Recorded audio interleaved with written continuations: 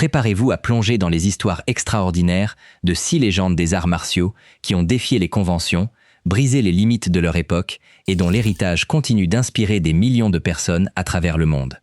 Chuck Norris. 9 jours avant sa mort, Chuck Norris a publié une vidéo de lui-même mettant un adversaire au tapis. C'était son 86e anniversaire. La légende disait « Je ne vieillis pas, je monte de niveau ». La personne qui lui a parlé la veille de son décès a rapporté qu'il s'était entraîné et était d'excellente humeur. Carlos Rey Norris est né à Ryan, en Oklahoma. Rien dans sa jeunesse ne laissait présager qu'il deviendrait l'un des combattants les plus reconnaissables au monde. Mais cela a changé lorsque l'armée de l'air américaine l'a envoyé à la base aérienne d'Osan, en Corée du Sud, à la fin des années 1950, où il a découvert le Tang Soo Do, un art martial coréen de karaté axé sur le combat à main nue, les techniques de coups de pied puissants et la self-défense. Il avait une vingtaine d'années et partait de zéro. Et il s'y est adonné d'une manière qui a surpris tout son entourage. Il s'est entraîné avec acharnement et suffisamment longtemps pour remporter 6 championnats du monde de karaté consécutifs. Puis, a développé son propre système hybride, le Chunkuk-do, tirant parti de tout ce qu'il avait absorbé en chemin. Le monde des arts martiaux le connaissait déjà. Mais le reste du monde l'a découvert en 1972 lorsqu'il est apparu face à Bruce Lee dans le film La Fureur du Dragon, The Way of the Dragon.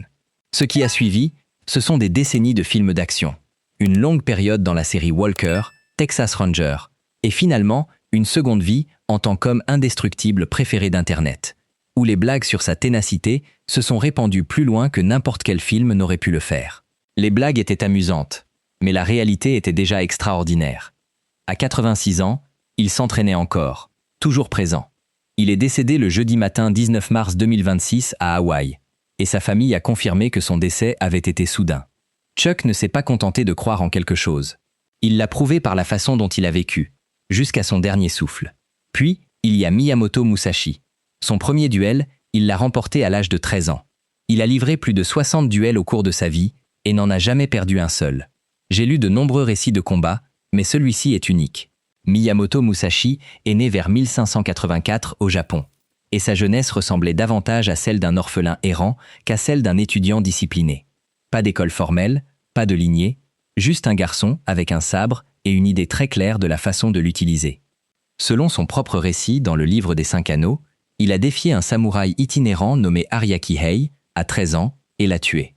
La plupart des gens qui se battent pour la première fois à 13 ans sont encore en train de comprendre ce qu'est le combat. Mais Miyamoto, lui, mettait déjà un terme aux choses. Il a passé les 2 décennies suivantes à parcourir le Japon et à affronter tous les sabreurs expérimentés qu'il pouvait trouver. Il s'est bâti une réputation telle qu'un duel avec lui devenait le genre de chose qu'un combattant soit survivait avec une histoire à raconter, soit ne survivait pas du tout. Son combat le plus célèbre l'opposa à Sasaki Kojiro, un sabreur dont la réputation égalait la sienne.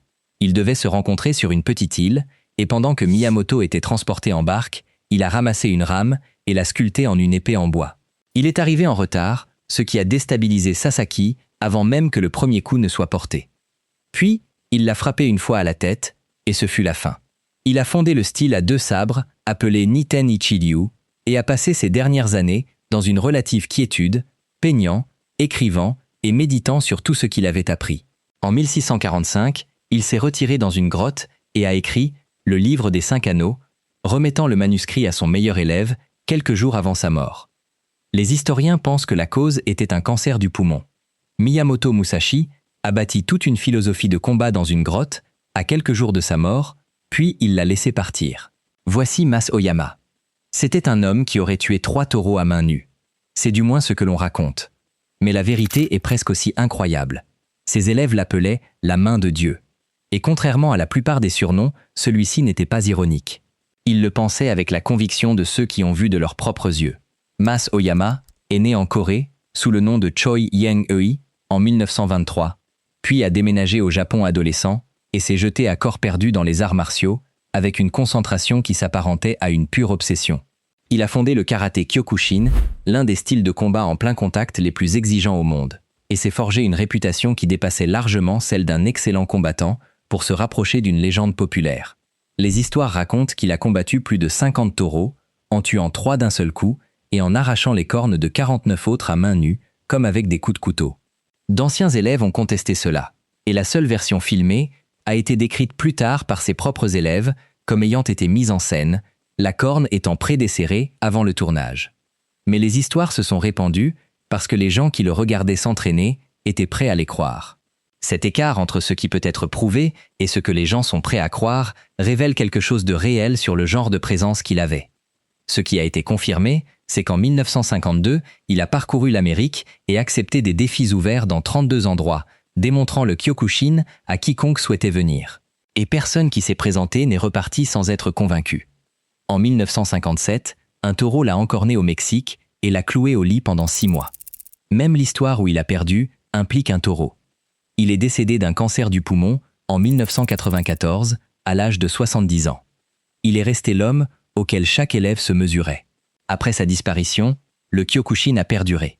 Mais le niveau qu'il avait établi, celui contre lequel chaque élève de chaque dojo s'était entraîné pendant des décennies, lui appartenait à lui seul. Personne ne l'a égalé depuis. C'est ensuite Ip Man qui est arrivé à Hong Kong en 1949 avec presque rien.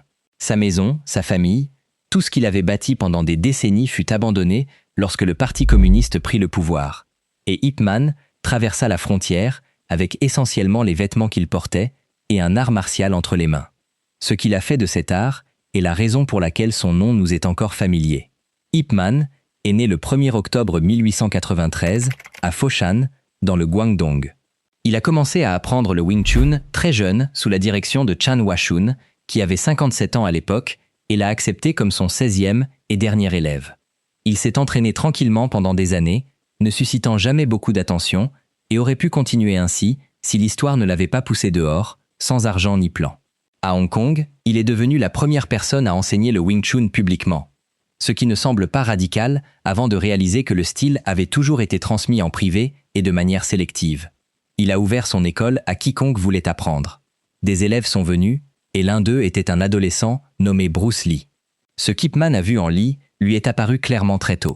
Il a donné au garçon le surnom de « jeune pouce » et, à un moment donné, lui a dit quelque chose que Lee a porté toute sa vie « Tu apprends le kung-fu, tu n'apprends pas à te battre ». Il revenait sans cesse sur cette phrase. C'est encore l'une des choses les plus claires jamais dites sur l'écart entre la technique et le combat. Lee s'est entraîné sous la direction d'Ip Man d'environ 1954 à 1957. Et ces 3 années sont devenues la fondation sur laquelle il a bâti tout ce qu'il a ensuite développé par lui-même. Ip Man est décédé le 2 décembre 1972 d'un cancer du larynx à Hong Kong. Il avait 79 ans. Helio Gracie. On lui disait qu'il était trop frêle pour s'entraîner. Ses évanouissements étaient trop imprévisibles, son corps trop petit, et les techniques enseignées par ses frères n'étaient pas adaptées à sa morphologie. Alors, il s'est assis sur le côté et a observé. Pendant des années, ce fut tout ce qu'il lui fut permis de faire. Mais en observant, il a réfléchi. Et ce à quoi il a passé toutes ces années à penser est finalement devenu le jiu-jitsu brésilien. Helio Gracie est né au Brésil en 1913, le plus jeune des frères Gracie, et a passé sa jeunesse au bord du tapis plutôt que dessus. Il pesait environ 61 kg et ne pouvait réellement pas appliquer la plupart des techniques de grappling standard avec sa propre corpulence. Alors, plutôt que d'abandonner, il a commencé à les déconstruire et à les reconstruire de fond en comble, remplaçant la force par l'effet de levier et l'explosivité par le timing. Le système qu'il a élaboré était conçu spécifiquement pour la personne la plus petite de chaque pièce. Il a combattu 18 fois en professionnel, généralement contre des hommes qui le dépassaient de 23 à 36 kg, et a soumis son tout premier adversaire en moins d'1 minute à l'âge de 18 ans. Son moment le plus marquant fut contre Masahiko Kimura, un judoka qui le dépassait de près de 36 kg. Pendant 13 minutes, Helio a refusé d'abandonner, tandis que Masahiko contrôlait le combat. Masahiko a finalement exécuté une clé d'épaule et a cassé le bras d'Helio, mais Helio n'a toujours pas abandonné. C'est alors que son frère Carlos a jeté l'éponge. La prise que Masahiko a utilisée pour briser le bras d'Helio est devenue si légendaire que le monde entier du grappling a nommé la technique d'après lui. Aujourd'hui, on l'appelle simplement le Kimura. Le plus long combat de Valtudo enregistré dans l'histoire fut celui d'Helio contre Waldemar Santana en 1955, qui dura 3 heures et 42 minutes. Il était encore sur le tapis, enseignant, 10 jours avant sa mort en 2009, à 95 ans. Le jeune homme qu'il disait trop frêle a survécu à presque tout le monde. Bruce Lee est décédé dans la même ville, 7 mois après son maître. L'art auquel ils ont tous deux consacré leur vie les a perdus la même année. Il avait 32 ans et était à 2 mois de la sortie du film qui aurait fait de lui la plus grande star d'action de la planète. Bruce Lee est né le 27 novembre 1940 à San Francisco. Il a grandi à Hong Kong et a trouvé son chemin vers l'école d'Ip Man vers 1954. Il s'y est entraîné jusqu'en 1957 environ, absorbant les fondations du Wing Chun qui ont façonné tout ce qu'il a construit. Par la suite, Ip Man l'a surnommé « Jeune Pouce » et Lee a passé le reste de sa vie à rendre ce surnom pertinent. Il a déménagé aux États-Unis, a étudié la philosophie à l'Université de Washington et a commencé à développer son propre système, qu'il a appelé Jeet Kune Do, la voie du point qui intercepte. C'était moins un style qu'une philosophie bâtie sur l'idée qu'un combattant devait prendre ce qui fonctionnait et rejeter tout le reste. Pas d'attachement à la tradition, pas de mouvement inutile, n'ajoutez que ce qui est efficace. Si vous avez déjà entendu quelqu'un dire « absorbe ce qui est utile », cela vient de lui. Il est devenu le premier acteur asiatique à être la tête d'affiche d'un film hollywoodien. Et ce qu'il a montré à l'écran a changé ce que le public croyait qu'un corps humain pouvait faire. En 1972, il a réalisé La Fureur du Dragon aux côtés de Chuck Norris, qui a ouvert cette vidéo, bouclant la boucle de manière presque trop parfaite pour être une coïncidence. Le 20 juillet 1973, Lee s'est plaint d'un mal de tête chez un ami à Hong Kong, a pris un analgésique sur ordonnance appelé Equagesic et s'est allongé pour se reposer, mais il ne s'est jamais réveillé. La cause officielle fut un œdème cérébral, un gonflement du cerveau attribué à une réaction aux médicaments. Il a pris une fondation bâtie par quelqu'un d'autre, l'a transformée en quelque chose d'entièrement personnel et est parti avant que le monde n'ait fini de décider comment l'appeler. Certaines personnes laissent une trace, mais lui a laissé une direction.